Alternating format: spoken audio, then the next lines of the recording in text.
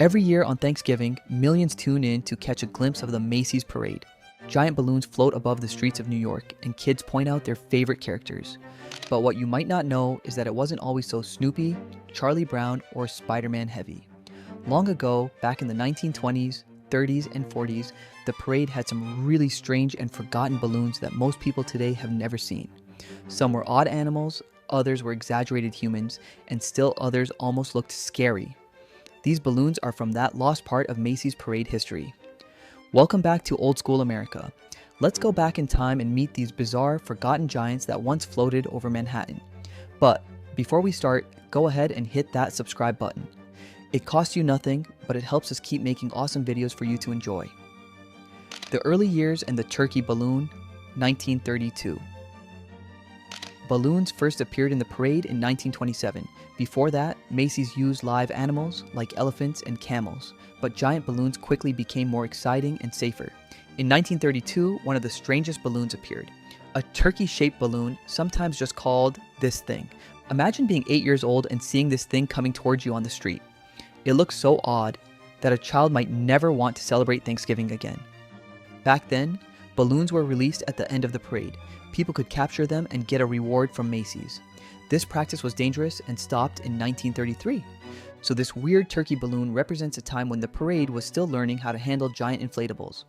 Pinocchio with the 44-foot nose, 1935. Next, in 1935, Macy's introduced a balloon of Pinocchio, the wooden puppet from the famous story. But this wasn't a normal Pinocchio balloon. His nose was 44 feet long. Imagine that. Longer than most rooms in your house, longer than a school bus, even longer than some city sidewalks. People walking underneath it probably had to duck or look up in amazement. It was a bold idea, but also a little crazy. It was described as ill-conceived on many levels. One problem was that such a long nose could make the balloon hard to control. It might wobble or swing in the wind.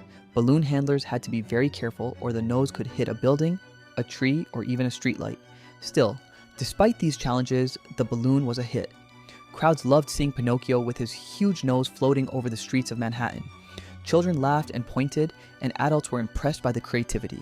This balloon shows how creative and daring Macy's designers were. They weren't afraid to try something unusual or tricky, and they wanted to make the parade fun, exciting, and unforgettable for everyone watching. Uncle Sam, 1939. In 1939, Macy's added an Uncle Sam balloon to the parade. And this version of Uncle Sam was very different from the tall, stiff balloons we see today. Back then, the materials used for balloons were not as strong or durable. The balloon could bend, sag, or even wobble if the wind blew too hard. Because of this, the handlers had to be very careful.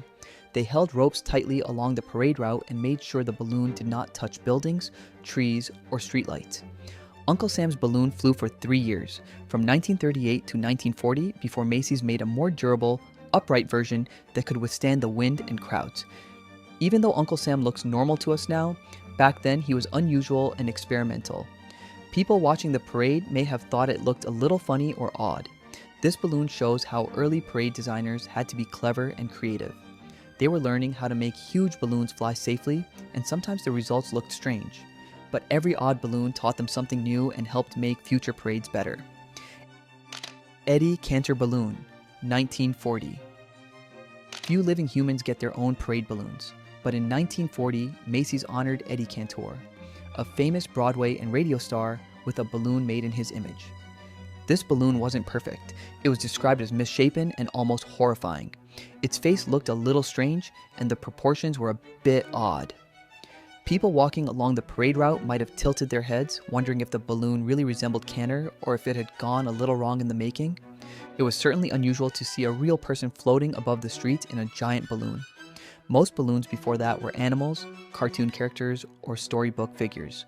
A human balloon was new, bold, and a little unpredictable. Balloon handlers had to work carefully, holding ropes to keep the balloon steady. If the wind blew too hard, it could sway or tilt, making Eddie's big balloon head wobble above the crowd. Eddie Cantor's balloon is a perfect example of the parade's early experiments with human figures. It shows how Macy's designers were willing to take risks, try new ideas, and make the parade exciting and unusual for everyone watching. Even if the balloon looked a little odd, people remembered it. a sign that even weird designs could leave a lasting impression on parade goers. Fish balloon, 1941. In 1941, Macy's launched a balloon shaped like a fish. At first glance, it may seem like just another character balloon, but according to the Bowery Boys, this fish balloon was one of the most beautiful balloons of its time. Its design was smooth and flowing, with fins and scales that seemed to move in the wind. Unlike the blocky or cartoonish balloons common in the early 1940s, this fish had an elegant, almost lifelike appearance. It wasn't just a balloon, it was a small piece of art floating above the streets of Manhattan. People who watched the parade that year probably paused to admire it, staring at the way it glided above the crowd. Creating such a balloon wasn't easy. The materials back then were heavy and fragile, and making a flowing shape like a fish meant careful planning. Balloon handlers had to balance it perfectly, or the fins could tilt or twist. If the wind blew too hard, the balloon might wobble, making it look even stranger, but somehow, this only added to its charm. For 1941, it also counted as strange because most early balloons were funny or silly, not elegant or artistic. Yet, its beauty made it memorable. It reminds us that some of the weirdest balloons were also the most graceful, showing that Macy's designers weren't afraid to mix creativity with artistry. Even today, when we look back at old photos of the parade, the fish balloon stands out, a forgotten jewel among the giants that floated above the streets. Mighty Mouse, 1954.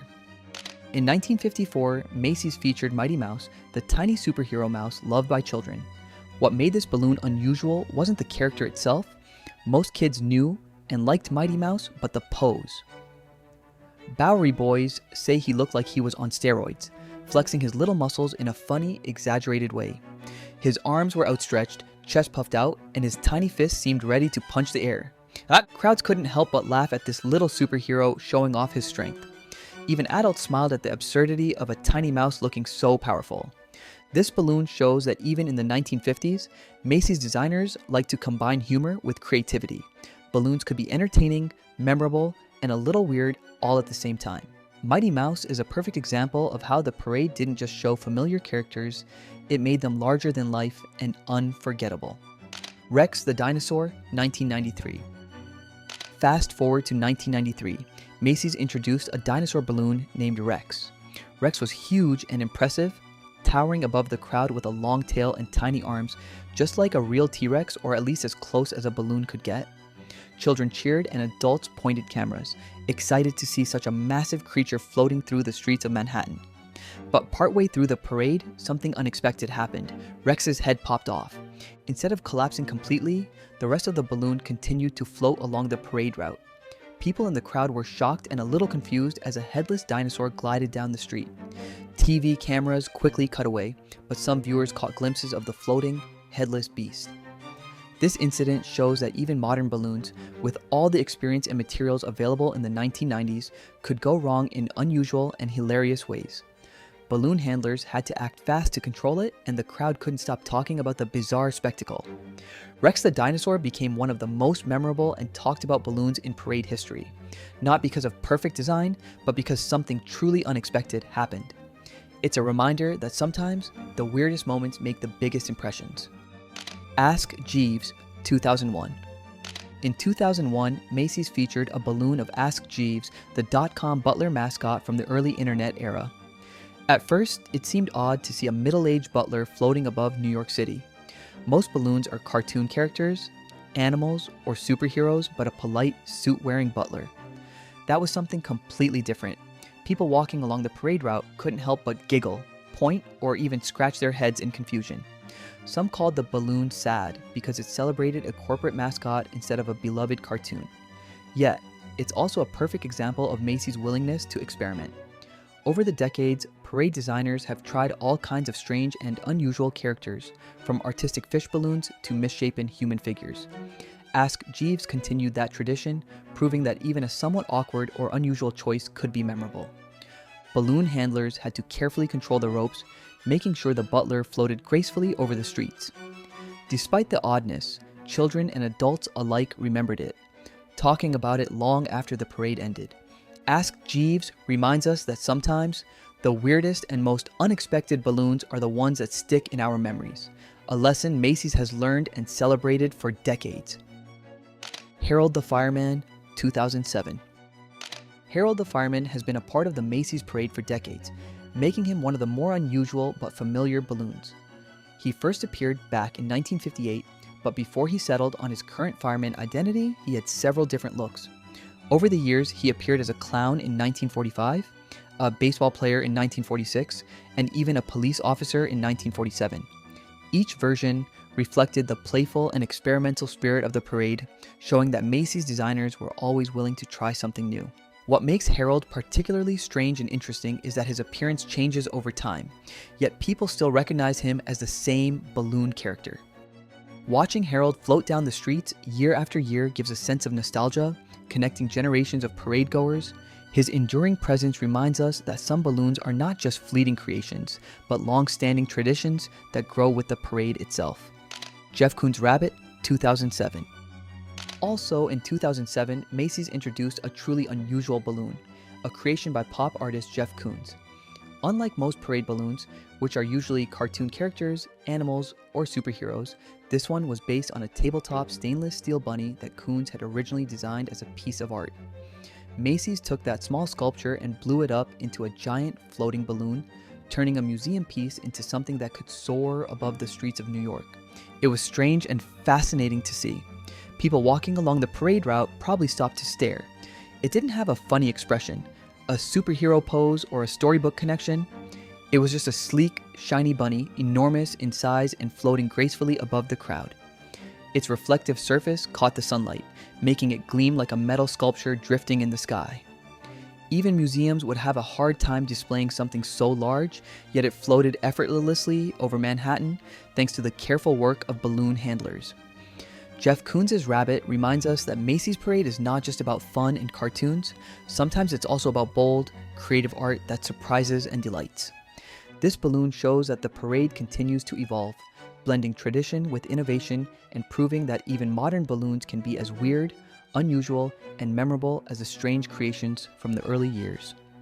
The Lost Archive of Weird Balloons. Many of these early balloons are now forgotten. We don't see the weird turkey of 1932 or Eddie Cantor's misshapen face today. Vintage photographs, newspaper clippings, and Bowery Boys blogs are all that remain.